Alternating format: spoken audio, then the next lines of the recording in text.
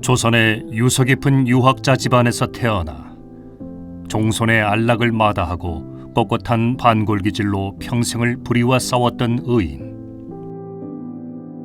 세태와 타협한 사람들의 경시와 배척에도 강골한 성품을 버리지 않았던 진정한 선비.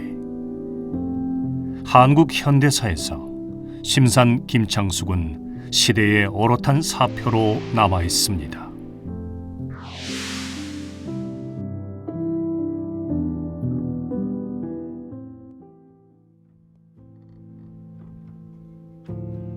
영남학파에 거둔 안명조식의 외손서로 뛰어난 유학자였던 동강 김우홍의 13세 종손 심산 김창숙. 정통 유학 정신 속에 태어났지만 김창숙은 자기 수양에만 머무르지 않고 과감히 시대의 현실에 뛰어들었습니다. 김창숙은 유학자이면서 한주학파에 속합니다. 부친이셨던 김오림 선생도 한주학파셨는데 신분 타파와 국가 참여의식을 아버님으로부터 배웠고요. 스승으로 모셨던 대개 이승희 선생으로부터는 높은 현실 참여의식을 배웠습니다. 1905년 을사늑약이 체결되자 20대 양년의 나이였던 심산은 스승 이승희와 함께 상경해 을사오적에 대한 처단을 상소하고 일진회를 성토하다 옥고를 치르며 성주지역 국채보상운동에 앞장서다 탄압을 받습니다.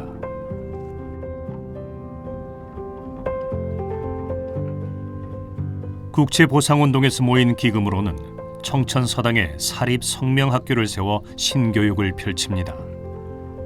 이렇듯 혼란하고 위태로운 구한 말에도 심산 등 많은 이들의 왕성한 사회 참여가 있었지만 결국 1910년 한일 병탄이 이루어지고 맙니다.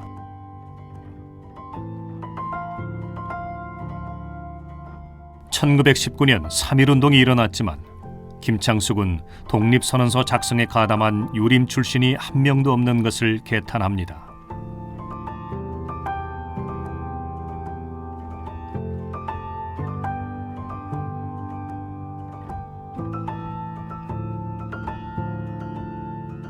심산은 파리 강화회의에 한국 독립을 청원하기로 하고 성주에서 면후 곽종석 등 뜻을 같이 하는 이들과 함께 백색각에 모여 장서를 작성합니다. 전국의 유림 137명에게 서명을 받은 후에 김창숙은 몸소 장서를 지니고 상해로 건너갑니다. 발각을 염려해 장서를 한 줄씩 잘라 집신을 만들었습니다. 파리장서에 서명하신 분은 137분이신데 한 가문에 한 분이 서명한다는 원칙이 있습니다. 할아버지가 대표로 서명을 하게 되는데 아들과 손자는 후일을 도모하기 위해서 남겨두기 위한 것이었습니다.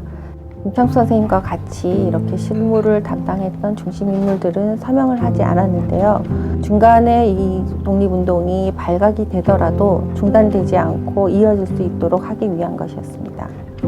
파리장서는 성해에서 영어로 번역되어서 파리위원부에 있던 김규식에게 보내져서 제출되었습니다.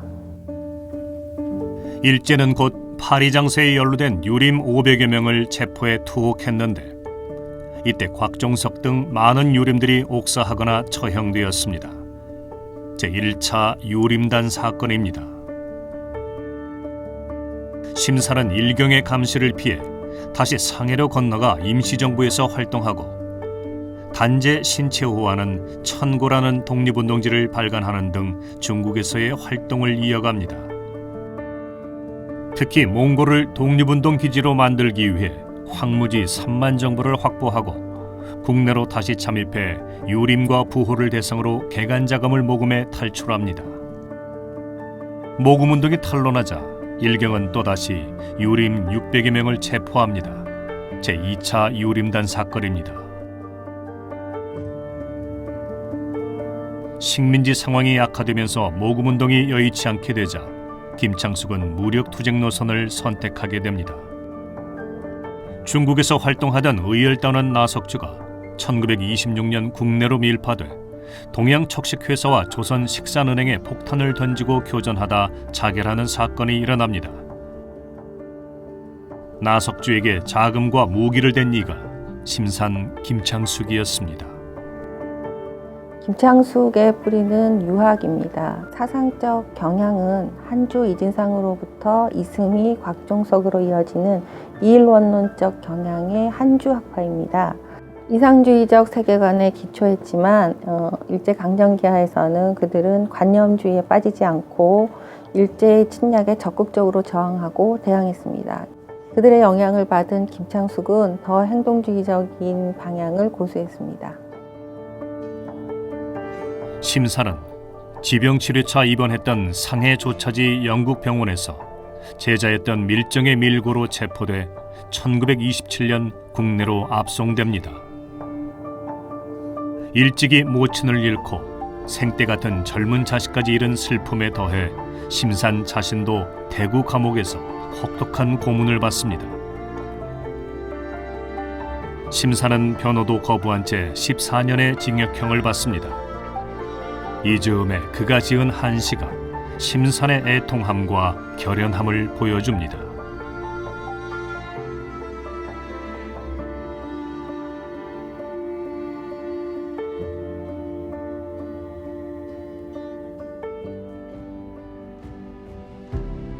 김창숙은 1945년 8월 조선 건국동맹 남한 책임자라는 구실로 수감됐다가 일주일 만에 광복을 맞았습니다.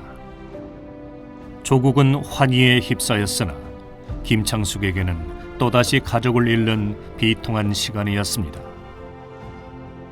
중국 임정에서 활동하던 차남이 해방 직후 이국에서 숨을 거둔 것입니다.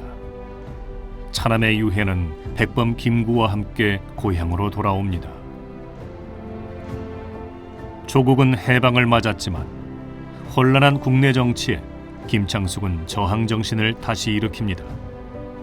불의엔 타협하지 않고 행동은 과감했습니다.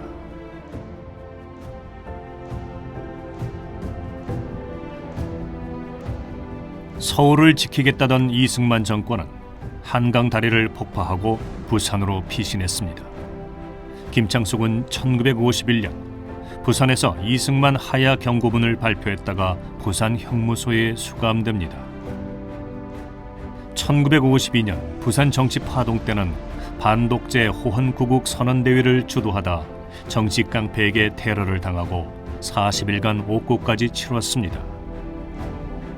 김창숙은 이승만 정권의 독재에 끊임없이 저항했습니다.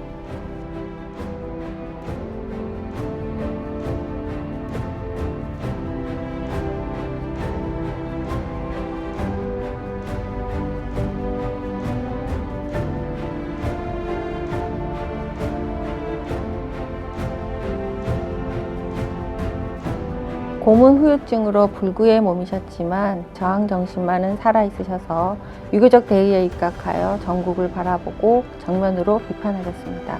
1958년 이승만 정권이 보안법을 개혁하려고 하자 무척 분노하셨습니다. 불편한 몸에도 불구하고 손자의 등에 업혀서 상경하여 투쟁을 이어가셨습니다. 김창숙은 반독재 투쟁의 선봉에 서면서도 한편으론 자신의 사상적 뿌리인 유교의 새로운 질서에도 힘씁니다. 일제를 거치며 친일과 난립으로 오염됐던 유도회를 정비해 유도회 총본부를 세웠고 일제에 의해 폐괴된 성균관을 부활시키기 위해 1945년 전국 유림대회를 열어 성균관대학교 설립을 추진합니다. 1946년에는 정식 인가를 받았고 김창숙은 초대 성균관장 겸 초대 학장으로 취임했습니다. 1953년에는 성균관대학교가 종합대학으로 승격하면서 초대 총장이 됐습니다. 그러나 1956년 이승만 삼선 취임 반대 경고문이 빌미가 되어 총장직에서 물러나고 친일과 자유당 성향을 띠던 유림 세력에 의해 유도회에서마저도 물러나게 됩니다. 유교 가문의 종손에 대학교 총장까지 지낸 김창숙이었지만 말년엔 여관과 셋집과 병원을 전전했습니다.